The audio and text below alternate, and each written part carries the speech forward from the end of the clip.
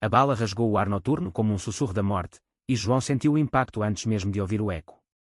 Ele caiu de joelhos na terra úmida do vinhedo, o sangue quente escorrendo entre os dedos que apertavam o peito, enquanto os olhos fixavam no homem que acabara de salvar sua vida, Miguel, o agricultor vizinho, com o rosto pálido sob a luz da lua cheia.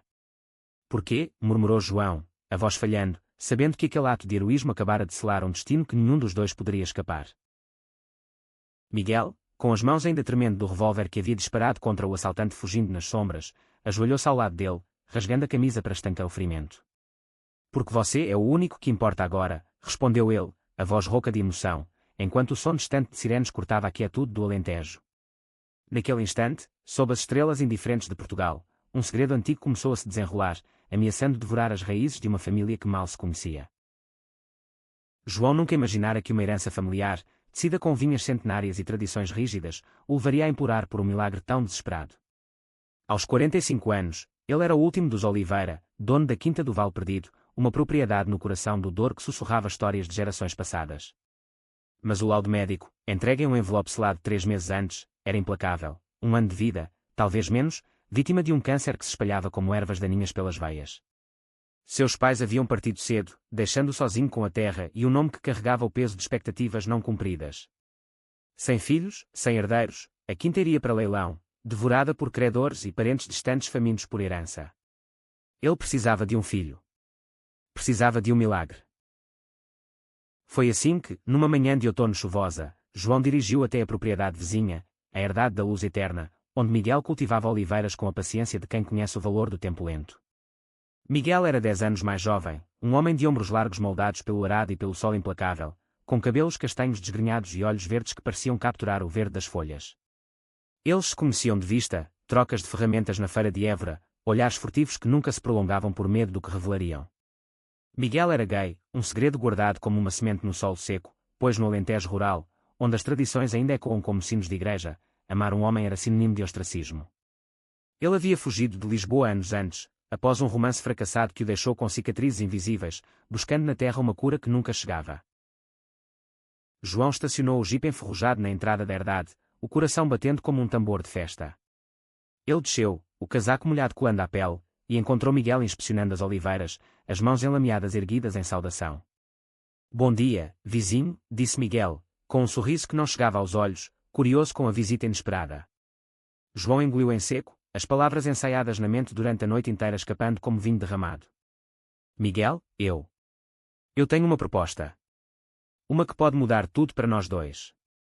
O agricultor franziu a testa, limpando as mãos na calça de jeans gasta. Fala, João. Você parece um fantasma. E então, sob a garoa fina que embaçava o horizonte, João despejou a verdade, o câncer, o prazo fatal, a quinta à beira do abismo. Case comigo. Seja meu marido no papel, e dê-me um herdeiro. Eu deixo tudo para ele. Para você, se precisar. É o único jeito de salvar o que resta da minha família. As palavras pairaram no ar como fumaça de uma fogueira apagada. Miguel recuou um passo, o rosto endurecendo como a casca de uma oliveira antiga. Você está louco. Eu sou. Eu não posso. Não é assim que funciona, João. E você sabe porquê. Ele não disse o segredo em voz alta, mas o olhar de pânico traía tudo, o medo de ser exposto, de arriscar o pouco que construíra na solidão escolhida.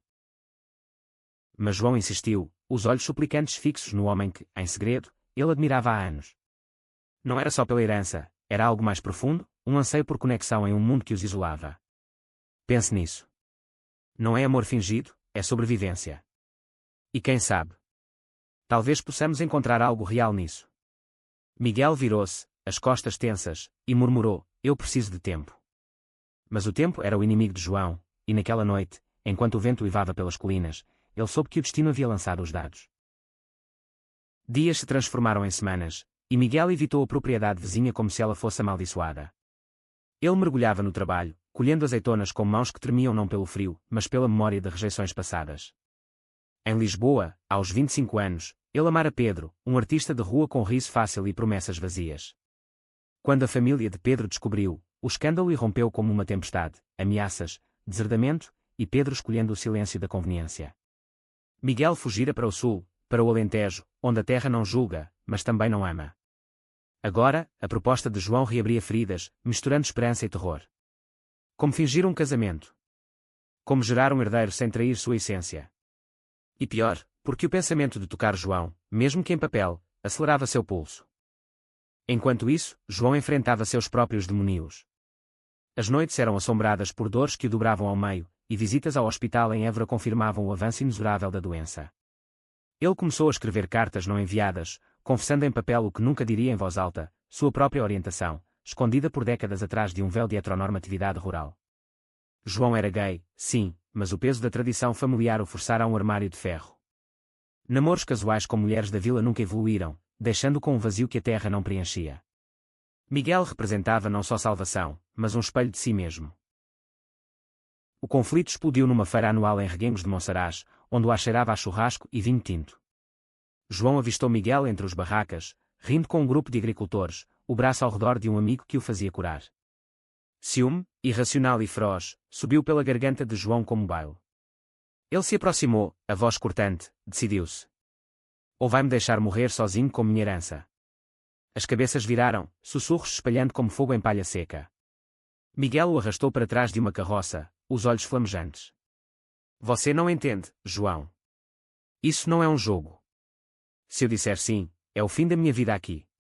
As pessoas falam, julgam, e eu já perdi tudo uma vez. A discussão escalou, vozes e quando no burburinho da multidão. Então fuja de novo. Mas pense no que perde, a quinta, a estabilidade. E eu? Eu perco tudo. Miguel hesitou, o peito arfando, e por um instante, seus olhares se entrelaçaram em algo além da raiva, uma faísca de reconhecimento mútuo. Você também esconde algo, não é? Eu vejo nos seus olhos. João desviou o olhar, mas era tarde. O segredo pairava entre eles, frágil como uma folha ao vento. Naquela noite, de volta à herdade, Miguel recebeu uma visita inesperada. Tomás, o irmão mais novo de João, um homem de 38 anos com sorriso de tubarão e ambições que fediam a ganância.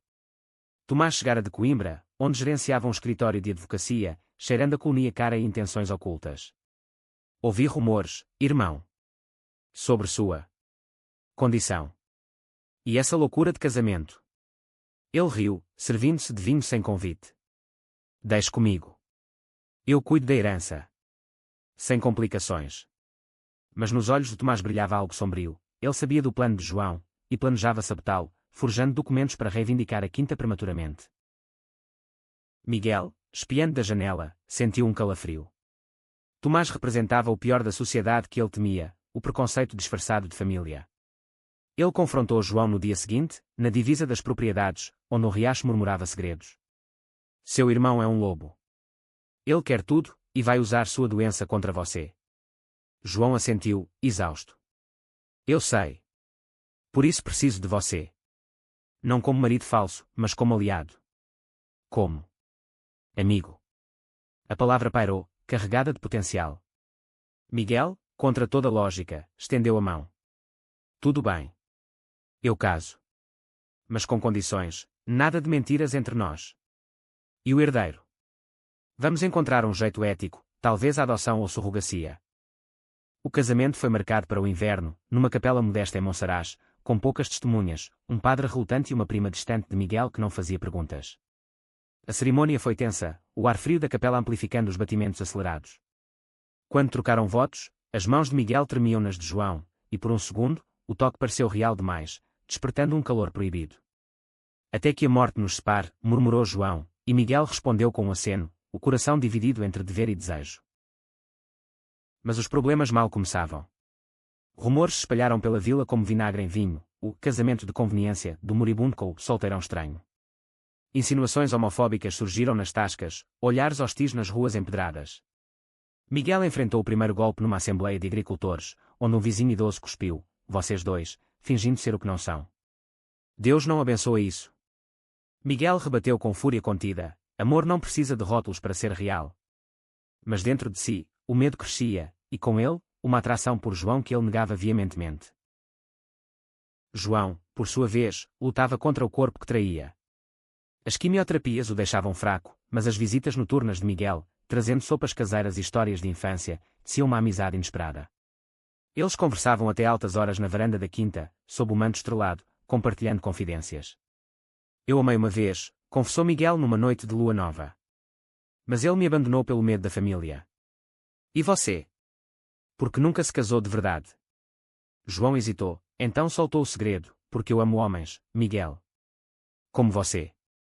O silêncio que se seguiu foi elétrico, carregado de possibilidades.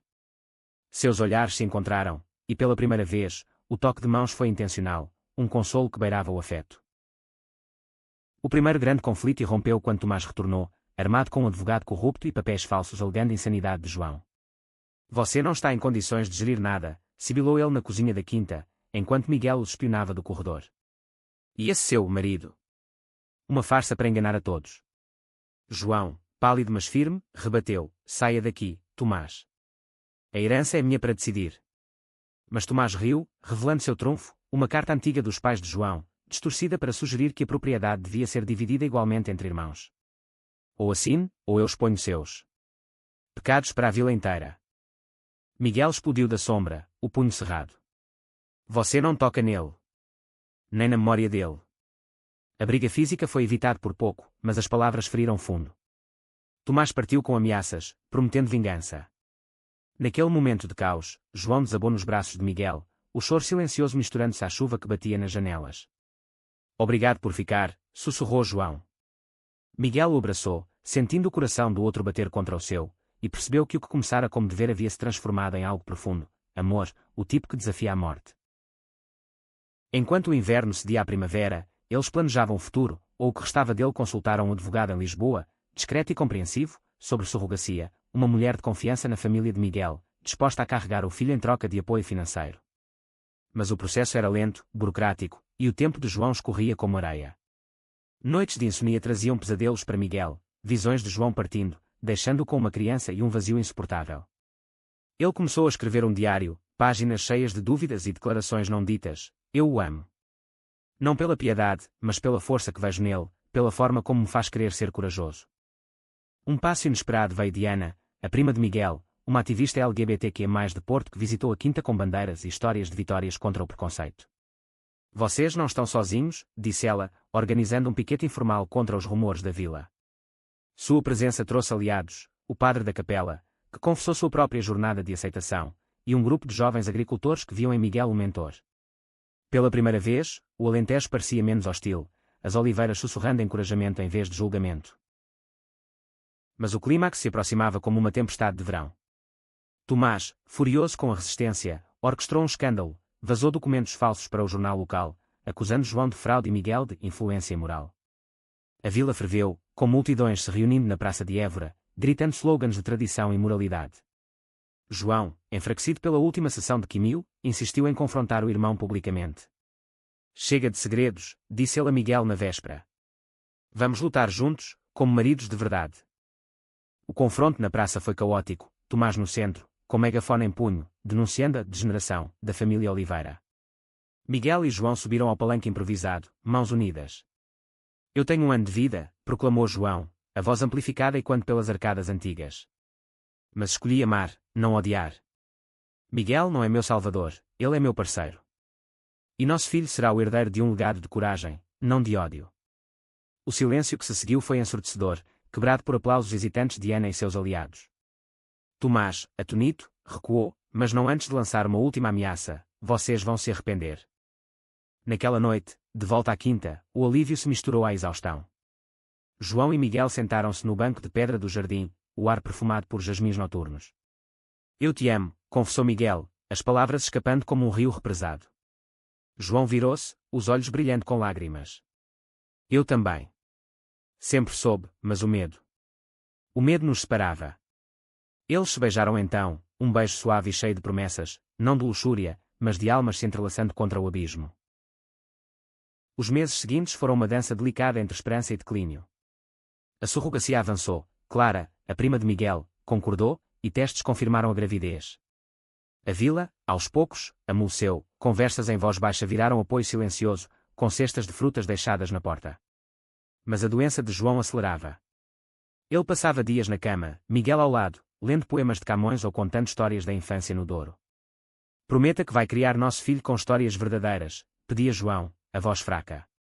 Miguel assentia, o coração apertado. com amor verdadeiro. O segredo final de Miguel emergiu numa tarde de verão, quando ele confessou a João sobre Pedro, não só o abandono, mas uma traição que o fizera duvidar de si mesmo. Eu pensei que não merecia amor, admitiu, lágrimas escorrendo pelo rosto bronzeado.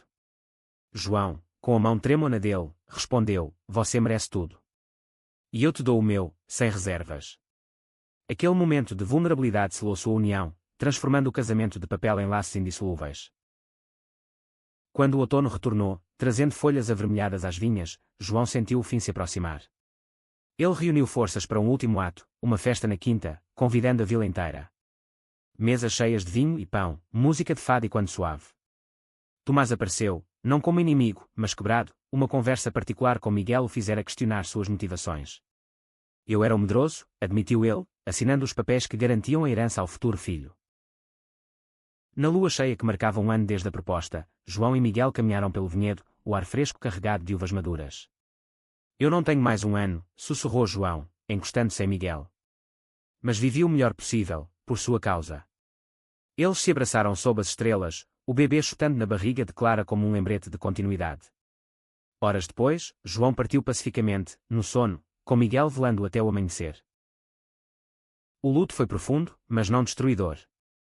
Miguel, agora pai solteiro da pequena Sofia, batizada em homenagem à avó de João, transformou a quinta em um refúgio para famílias LGBTQ+, no Alentejo, um lugar de cura e aceitação. Tomás tornou-se um tio relutante, mas presente, aprendendo aos poucos a amar além dos preconceitos. Ana organizou eventos, espalhando a história deles como sementes ao vento. Anos depois, Sofia cresceu correndo pelas vinhas, ouvindo contos de dois homens que desafiaram o destino por amor. Eles se amaram de verdade? Perguntava ela, olhos curiosos. Miguel sorria, tocando a lápide de João no cemitério da capela. Mais que isso. Eles viveram. A herança de João não era apenas terra, era uma lição gravada no solo português, onde raízes profundas resistem às tempestades. Miguel, agora com 36 anos, acordava todas as manhãs com o sol filtrando pelas persianas da quinta do Vale Perdido, o cheiro de terra úmida misturando-se ao café forte. Sofia, com seus cachos castanhos herdados do pai post-mortem, concebida via doação anônima, mas carregando o espírito de João, corria pelo pátio, rindo enquanto perseguia as galinhas. Papai, conta a história do casamento de novo, implorava ela, e Miguel sempre cedia, sendo o conto com toques de magia que suavizavam as arestas da dor. Mas a paz era frágil.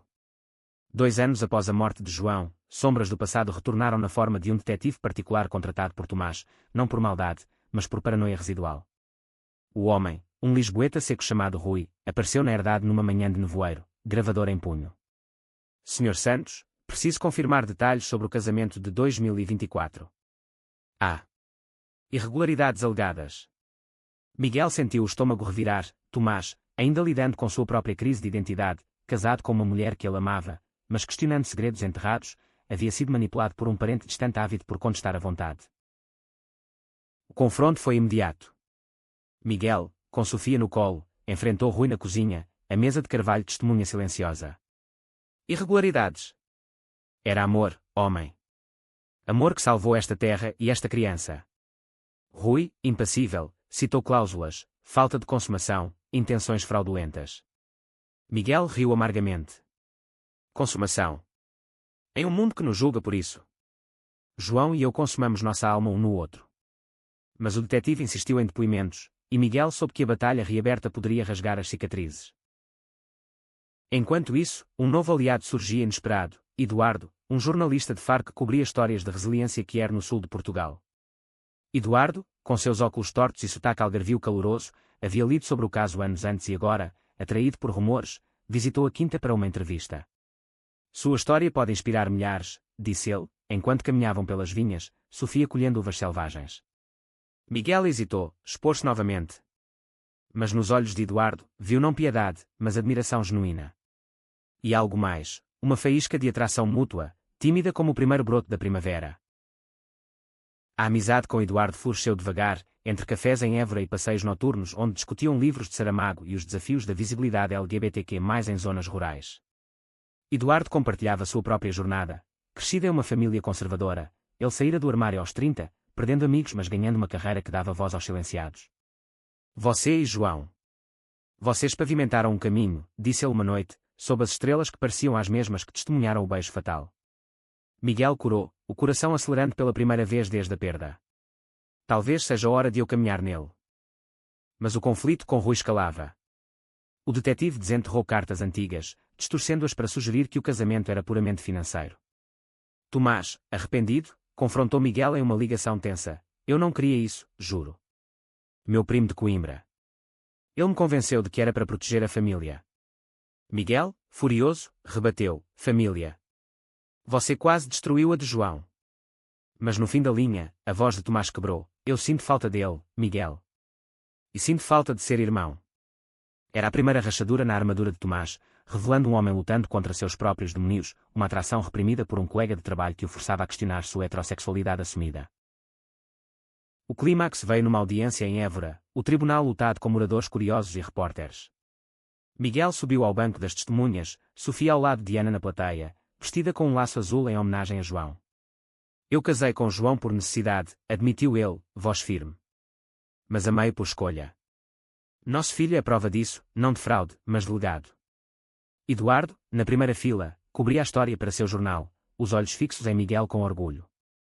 Rui, confrontado com evidências de falsificação plantada pelo primo de Tomás, recuou, e o juiz arquivou o caso com uma reprimenda ao acusador. Na saída, sob o sol poente que tingia as muralhas da cidade de Ouro, Tomás esperava, mãos nos bolsos. Desculpe, Miguel. Eu era um idiota. Eles se abraçaram desajeitadamente, o primeiro passo para a reconciliação. Sofia, intuitiva como as crianças são, estendeu a mão. Tio Tomás, vem brincar na quinta. Ele assentiu, lágrimas nos olhos, e naquele momento, a família se reconectou, tecida não por sangue perfeito, mas por perdão imperfeito.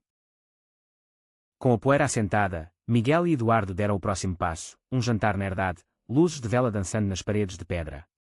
Eu não procuro substituir João, disse Eduardo, segurando a mão de Miguel sobre a mesa. Mas talvez possamos construir algo novo. Miguel sorriu, o peso do luto aliviando como névoa ao meio-dia. Sim. Algo nosso. Sofia cresceu vendo o amor em formas variadas, o memorial de João no jardim, as visitas de Tomás com presentes desajeitados, as risadas de Eduardo misturando-se ao fado tocado no violão. Ela aprendeu cedo sobre identidade, sobre como o Alentejo, com suas planícies infinitas, abrigava diversidades escondidas como tesouros no solo. Aos 10 anos, ela plantou uma oliveira em homenagem aos dois pais, declarando: essa é para o amor que vence a morte. Miguel, agora um pilar da comunidade, fundou um grupo de apoio em Reguengos, onde histórias como a sua ecoavam em noites de vinho compartilhado. Eduardo publicou um livro, Raízes Quebradas, Flores Novas, que se tornou best-seller, levando turistas sensíveis à quinta para tours de empoderamento. Tomás, em sua jornada pessoal, saiu do armário para sua esposa, fortalecendo o casamento com honestidade. Anos fluíram como o Douro, e Miguel, grisalho mas forte, sentava-se na varanda ao entardecer, Sofia, agora adolescente, ao lado, sonhando com estudos em Lisboa. Papai, você acha que o vovô João aprovaria? Perguntava ela. Miguel olhava para o horizonte, onde as vinhas dançavam ao vento. Ele aprovaria. Porque o amor que plantamos continua crescendo. A vida na Quinta do Vale Perdido pulsava com ritmos sazonais, mas o outono de 2030 trouxe uma reviravolta que testou as fundações recém-construídas. Sofia, aos 12 anos, descobriu uma caixa velha no sótão, cartas amareladas de João para um amante não correspondido de juventude, um pescador do Douro chamado António, cujas respostas nunca chegaram. Papai, quem era esse homem que vovô amava tanto? Perguntou ela, olhos grandes cheios de curiosidade inocente. Miguel, folheando os papéis, sentiu um aperto no peito. João nunca mencionara António, mas as palavras revelavam uma dor profunda, um amor cortado pela homofobia familiar nos anos 90. A descoberta abriu portas para conversas difíceis. Miguel explicou com delicadeza: seu vovô guardava segredos porque o mundo não era gentil com amores como o nosso. Mas ele encontrou força em mim, e agora em você. Sofia assentiu, mas o achado a levou a pesquisar online, tropeçando em fóruns conservadores que ecoavam os velhos preconceitos. Na escola em Évora, sussurros começaram: a filha do viúvo gay. Eles dizem que o casamento era falso. Ela voltou para casa chorando, o primeiro gosto amargo de rejeição. Miguel, devastado, procurou Eduardo, que agora dividia a vida com ele em uma parceria aberta e honesta. Como protegemos ela disso? Perguntou, caminhando pelas oliveiras ao luar. Eduardo, com sua sabedoria prática, sugeriu, enfrentando. Vamos encontrar António. Dar a Sofia um pedaço de história real. A busca começou como uma aventura, rastreando registros em Porto, ligações para vilas ribeirinhas. Semanas depois, uma pista, António, agora 70 anos, viúvo e avô, vivendo em uma casa modesta em Pinhão, às margens do rio. A viagem ao Douro foi uma jornada emocional. O trem chacoalhava pelas encostas vinícolas, Sofia entre eles, empolgada com a paisagem que parecia saída de um conto. António os recebeu com hesitação, o rosto enrugado marcado por anos de silêncio. João. Ele escreveu, murmurou, lágrimas brotando ao ver as cartas. A conversa se estendeu pela noite, fogueira crepitando no quintal. António confessou, eu amava ele, mas minha família. Pescadores tradicionais, igreja todo domingo. Eu fugi para o silêncio, mas nunca esqueci.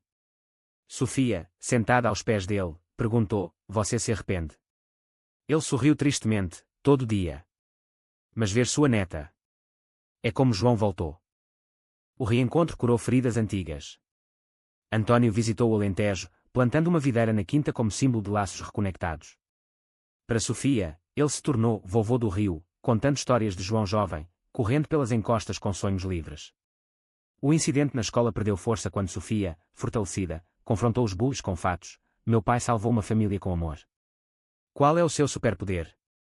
Os sussurros viraram admiração, e ela emergiu mais resiliente. Enquanto isso, Tomás enfrentava seu próprio vendaval.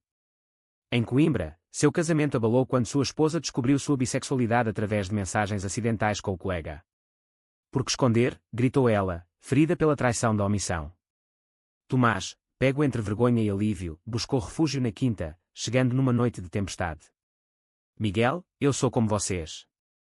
Sempre fui, mas neguei.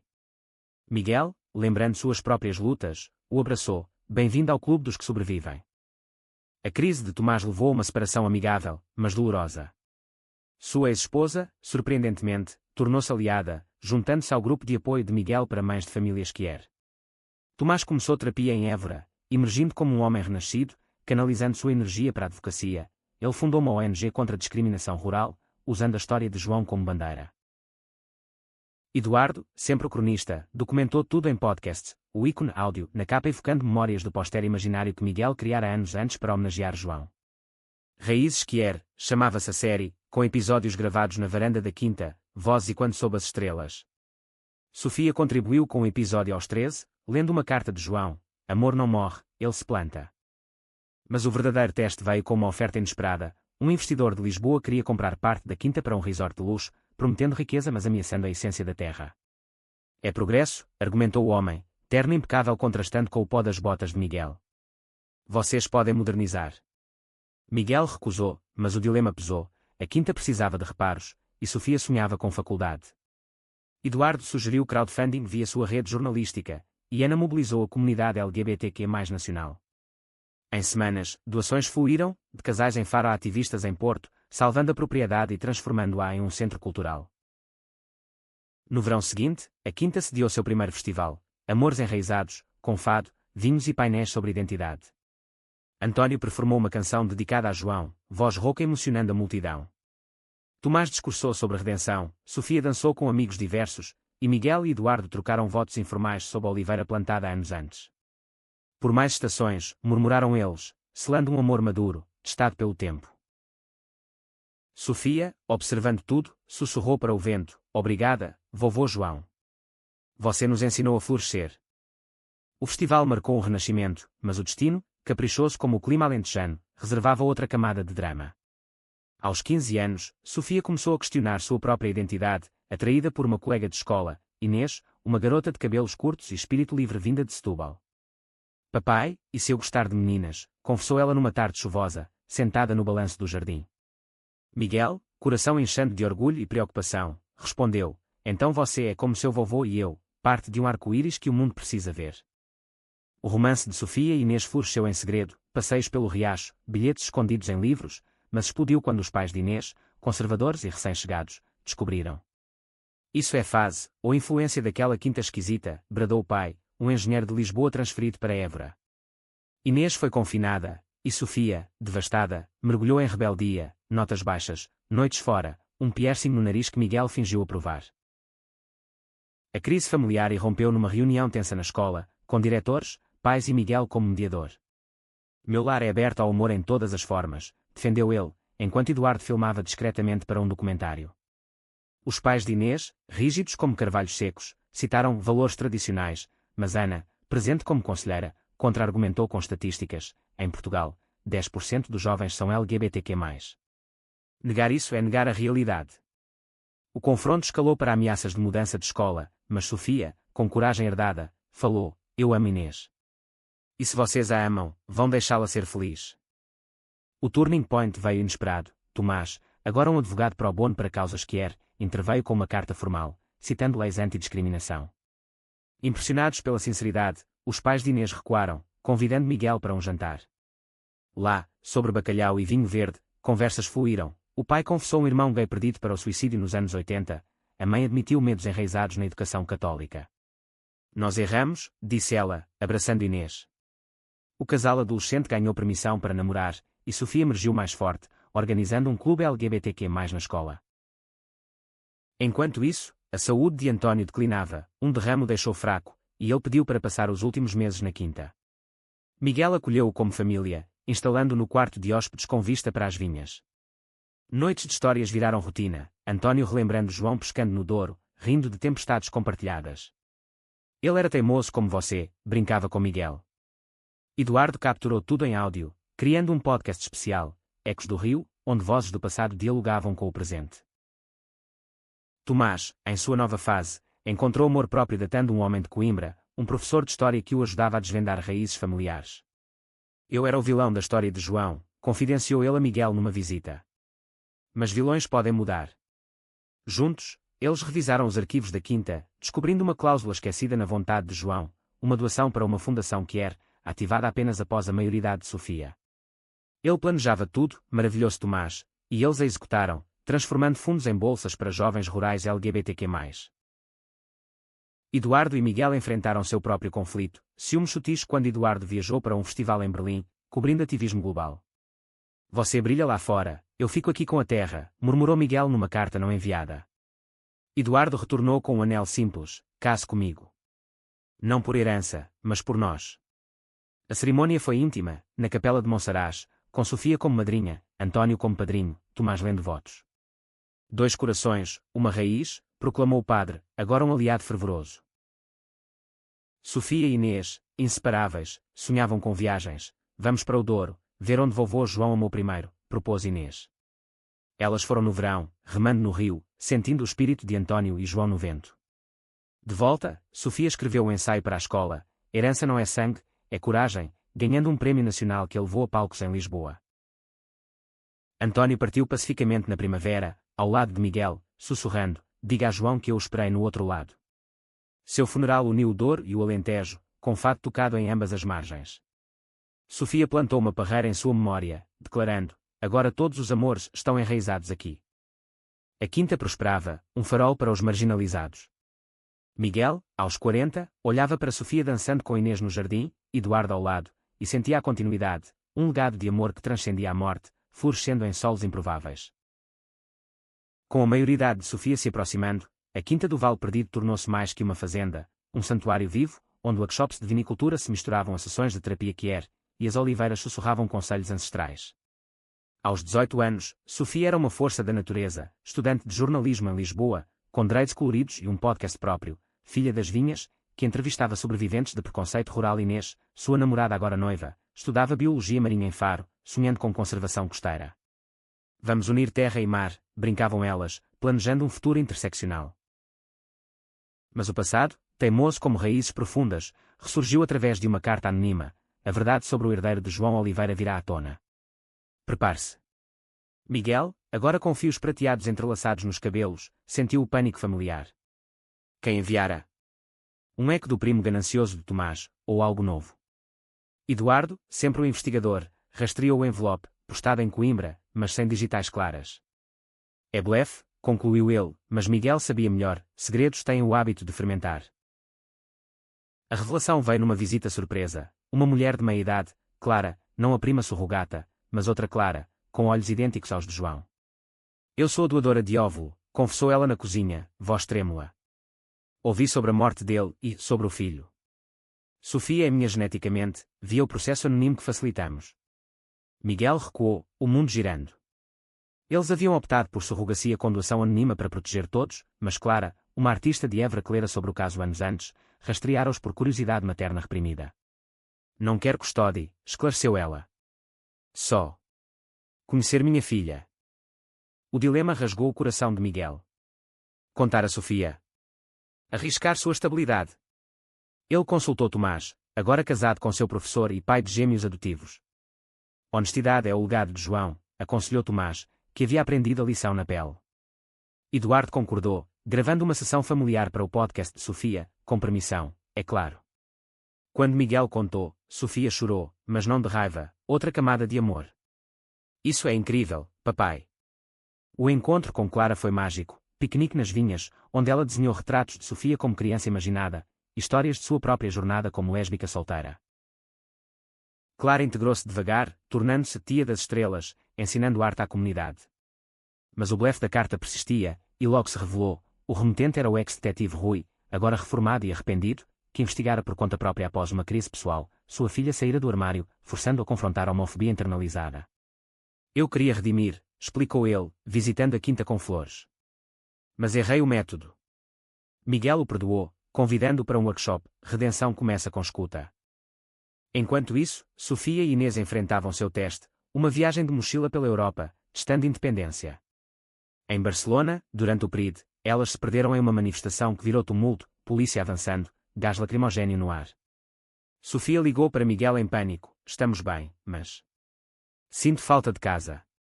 Ele voou para a Espanha, encontrando-as em um café catalão, abraçando-as como se fossem o mundo inteiro. Vocês são minha casa, disse, e a aventura continuou com lições de resiliência. De volta, o festival anual evoluiu, Amores Enraizados, agora incluía performances trans e painéis intergeracionais. Tomás moderou um sobre família escolhida, com Clara compartilhando sua arte queer. Eduardo lançou um documentário, Legado do Val, premiado em Lisboa, trazendo turistas que enchiam as adegas. Miguel, refletindo aos 42, sentiu uma melancolia suave, o tempo de João ecoava em cada vindima. Ele escreveu uma carta para o além, nós florescemos, amor. Obrigado pelo sol fértil. Eduardo a leu no aniversário de casamento deles, sob as estrelas, com Sofia e Inês como testemunhas. Sofia, inspirada, propôs uma expansão, um orfanato queer na propriedade adjacente, financiado pela Fundação de João. Para crianças como eu poderia ter sido, disse ela. A comunidade abraçou a ideia, e as escavações começaram, desenterrando não só terra, mas ossos de uma capela antiga, um lembrete de que histórias antigas alimentam as novas. No inverno, com neve rara cobrindo o Alentejo, a família reunida, Miguel, Eduardo, Sofia, Inês, Tomás e seus, Clara, até Rui como convidado, brindou ao legado. Pelo ano que João nos deu, e pelos que virão, disse Miguel. Sofia ergueu o copo, pelo amor que não tem fim. 10 anos após a morte de João, a Quinta do Val Perdido pulsava como um coração coletivo, batendo ao ritmo de vidas entrelaçadas. Sofia, aos 28, era uma jornalista renomada, casada com Inês em uma cerimônia no Douro que uniu rios e planícies. Elas adotaram 2 filhos, e quando o ciclo, um menino chamado Joãozinho, com riso contagiante, e uma menina, Antônio, em homenagem ao avô do rio. A família expandira-se, com netos correndo pelas videiras, aprendendo lições de solo e alma. Miguel, aos 52, semi-aposentado, supervisionava o Centro Cultural com Eduardo, cujo cabelo agora era uma coroa prateada. Seu amor, testado por viagens e rotinas, florescera em companheirismo profundo, noites de xadrez na varanda, mãos entrelaçadas como vinhas. Tomás, tio orgulhoso, dirigia a ONG de Évora, casado e pai de 4, um pilar de advocacy. Clara pintava murais na quinta, capturando rostos que eram em cores vibrantes. Mas o destino, sempre dramático, trouxe um último conflito, uma seca devastadora no Alentejo, a pior em décadas, ameaçando as raízes que sustentavam tudo. Vinhas murchavam, oliveiras choravam seiva escassa, e o centro enfrentava fechamento sem colheita para sustento. É como o câncer de João, murmurou Miguel para Eduardo, vendo as terras racharem como corações partidos. Sofia, de Lisboa, mobilizou sua rede midiática, campanhas virais, petições para irrigação governamental. O turning point veio de uma aliança improvável. Rui, agora voluntário no centro, conectou os engenheiros de Faro especializados em sustentabilidade queer, uma firma liderada por casais LGBTQ mais focados em ecologia inclusiva. Juntos, instalaram sistemas de gotejamento solar, salvando as plantações. Mas o custo emocional foi alto. Miguel, exausto, sofreu um colapso, revivendo medos de perda.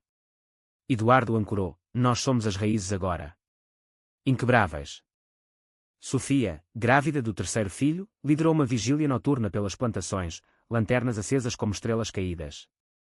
Pela memória de quem plantou amor na seca da alma, proclamou ela, e a vila inteira se juntou, de vizinhos outrora céticos a ativistas nacionais. A chuva veio na manhã seguinte, um dilúvio abençoado, enchendo cisternas e corações. Com a recuperação, veio celebração, o 20º aniversário da morte de João, marcado por um concerto de fado na Praça de Reguengos. Sofia performou uma peça original, Um Ano Eterno, com atores retratando a jornada, de proposta desesperada ao legado vivo.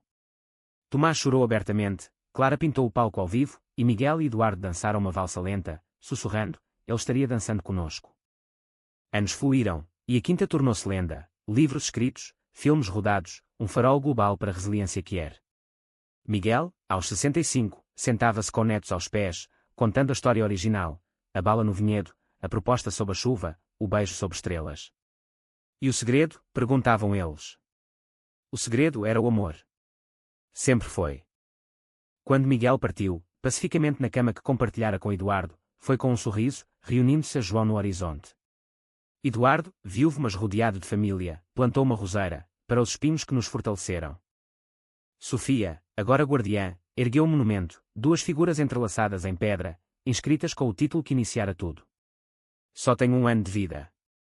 Case comigo e dê um herdeiro, mas o agricultor gay escondeu um segredo, que o verdadeiro herdeiro era o amor, eterno e indomável. A quinta continua, raízes profundas em solo português, florescendo contra todas as tempestades. E nas noites claras, sussurra: o amor vence, sempre.